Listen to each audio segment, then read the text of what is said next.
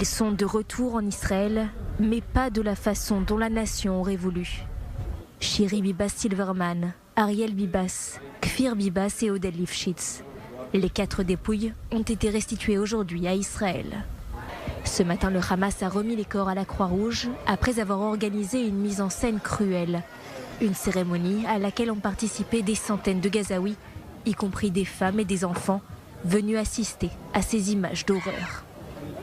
Après avoir reçu les cercueils et les avoir recouverts des drapeaux d'Israël, Tsahal a organisé une cérémonie militaire sobre dans la bande de Gaza.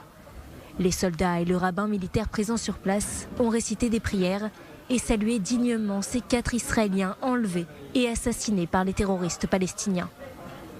Le convoi, escorté par les forces de Tsahal, a ensuite traversé la frontière.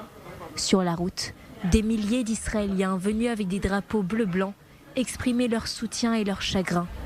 Des moments de silence et de recueillement. Les 4 corps ont été transférés à l'Institut médico-légal d'Abou Kabir pour être identifiés.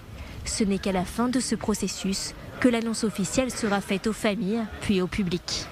Ces heures ne sont pas faciles pour nous. Après avoir été informés que notre bien-aimé Oded est sur la liste des otages rapatriés, après avoir été kidnappé vivant à son domicile du kibboutz Nir Oz. Pendant 502 jours, nous avons espéré et prié pour une fin différente. Mais même après cela, nous continuerons à nous battre jusqu'à ce que le dernier otage soit libéré. Nous devons accepter la nouvelle amère, si elle arrive, une fois toutes les procédures d'identification terminées. Dans sa déclaration, la famille a demandé à ne pas prononcer d'éloges funèbres de ses proches jusqu'à ce qu'il y ait confirmation définitive de l'identité des corps. La procédure d'identification peut prendre jusqu'à 48 heures.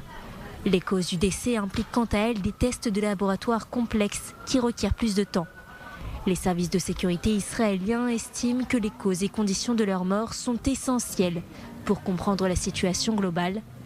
Quand, où et par qui les otages ont été assassinés.